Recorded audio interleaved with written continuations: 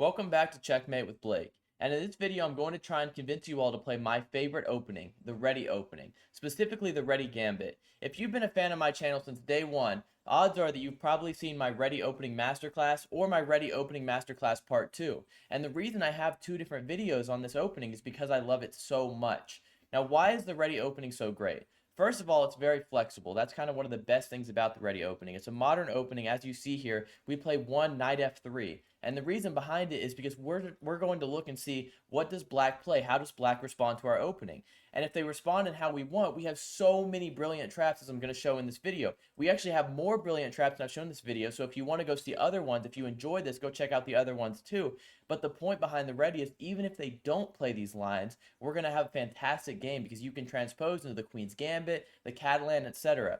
So I'll go ahead and show. In this video, we're going to focus on three brilliant traps that you should know if you want to play the Reti Opening. And if you enjoy it, go watch those other videos to see how you can respond if they play any other move.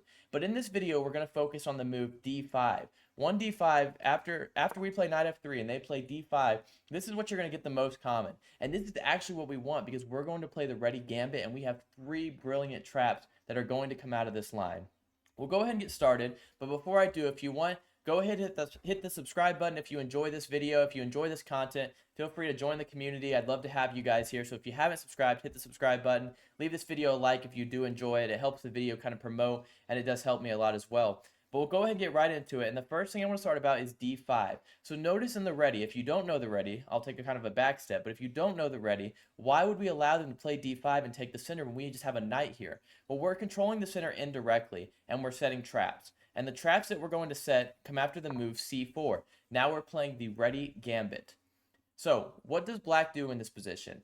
If you're wondering, well, what if they don't take and they just like go ahead and solidify their center? Well, of course, my other videos show that we would just play a Queen's Gambit and we would transpose into a strong opening or transpose to a Catalan or whatever you choose. But if they do decide to take this pawn, which is very, very common, this is where we get into some of our lines. And again, I have way more brilliant traps than I'm going to show in this video, but this is the three most common ones and the three very, very powerful ones that I want to kind of illustrate. So after they take back, of course, it's principled, we would play the move e3 to try and recapture this pawn. A lot of times, black is going to try and go here. They're thinking we need to develop this bishop over here and just kind of take some space on their side of the board. That's what we want in this first trap. Because now we will take this pawn, we'll take bishop takes c4, and it looks like everything is fine. It looks like everything's stable, and maybe black can just play whatever they want. But they're actually about to fall for our trap. Because after they play a standard move like knight f6, just developing a knight, notice the eval bar shooting up. I mean, how are we having such an advantage on move 4? Well, it's because we have a brilliant move, and it's the first brilliant move I want to illustrate in this video. We will actually sacrifice the bishop here. Bishop takes f7 is a brilliant move. Why is it brilliant? Because after they take back, after king takes back, we will give this check, and notice now we're double attacking this bishop. So we're actually going to win this bishop. So we won the pawn, and we're going to completely win the game here. Now, I can illustrate if they go here, for example, we would actually just take here. After they take back, we'll take here, and we'll play a great game. We're up 2.1. But the traps do not end there.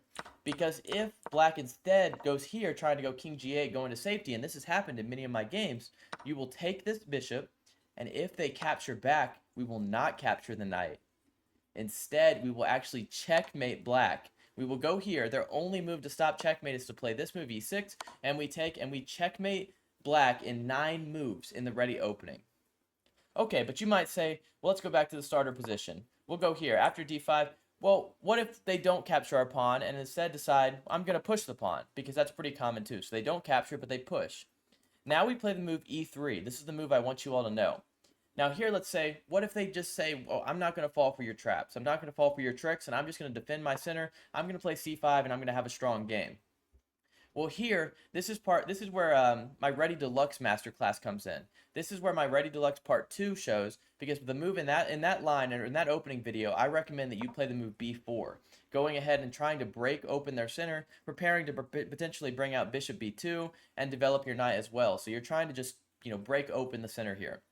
A lot of times, and you might disagree, but this has happened in a lot of my games, a lot of times people will say, okay, well, I want to keep my strong center here. I don't want to lose this pawn because, of course, this pawn will fall. So I'm going to play the move b6. b6 is a very, very common thing I see. And we have another brilliant move here.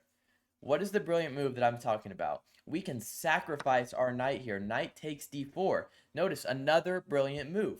Why is this brilliant? Because after they capture our knight here, you will play queen f3 and you will be winning the rook in the corner. Now you may look at this and say, we're not going to win the rook in the corner because they can just block with the knight and go knight c6. But after we take here and they give this check and we go back here, notice we are actually up. We're up 0.5. It's not even the best move. Queen e4 is actually the best move, I want to point out. But regardless, even if you just go back to queen f3, which is a very safe move, we're up 0.5 in this position. We're about to take here, and we're about to develop our pieces. So let's just say a random move, such as knight f6, even if you take here, and we'll just go down this line, look at how strong your position is. You're ready to open up the center, and black, meanwhile, is very cramped and does not have many great moves. So that's another brilliant line that I wanted to show you guys that will happen in your games if you do decide to play the Reti.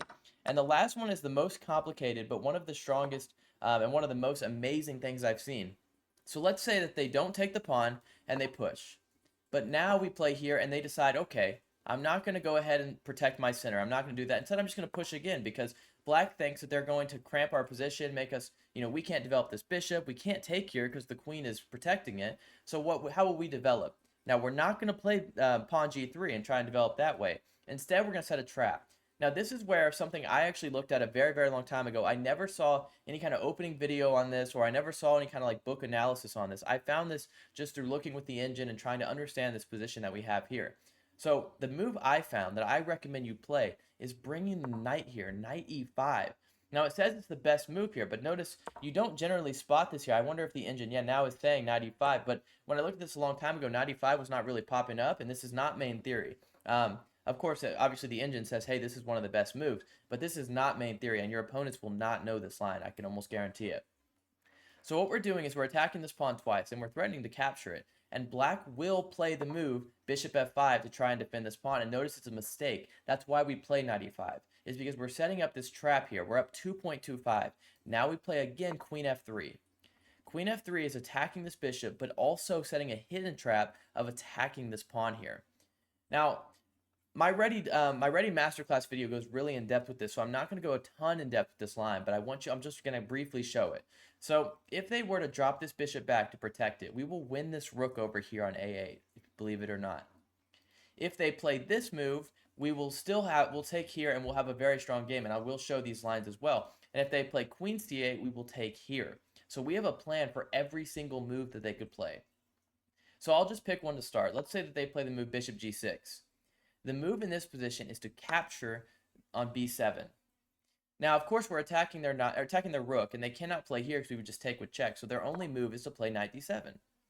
Then we will take the knight. If the queen takes, we will win the rook because the queen is no longer defending it. So their only move is king takes. So now they cannot castle. And we will still win the rook in this position. Don't believe me? Well, here's why. We will give this check. If they run here, we will take the rook. And if they run here, king e8, the only other move, we'll give this check. And now they're forced to defend with the queen, and we will win the rook. And after they come back, now we will trade the queens, and we will win this game. Okay, so what about some of the other lines? Let's go back a little bit. What if they don't play this move bishop goes to g6? What if instead they play the move queen c8? We will take this pawn here. Now we're looking at this bishop, and we're setting up a ton of traps. If they capture, we will take here and actually have a checkmate. Another checkmate in 8 moves with the Reti opening. Okay, well, what if they realize that and decide they're going to play this move bishop g6? That's another common mistake. You will still take, because notice you have the same exact checkmate. So you're kind of setting up all these traps for him, and if they just play the move e6, well, you're going to take and you're just going to have a strong game. That's actually the best line they can play, and we're still up 2 points of material, according to the engine at least. Okay, so what if they don't play queen c8, but instead play this move e6 is very common. Now you will still take this pawn here, attacking the rook. The difference is, of course, after knight d7, and we take here, they still have to take with the king, right? Because if they take with the queen, we'll win the rook, same kind of line. So they take with the king. Now here the engine recommends the move e4, and that's probably what I would recommend you guys to play as well. But I want to point out in this position, although we're only up 1 point of material, we are up that 1 point, and black cannot castle.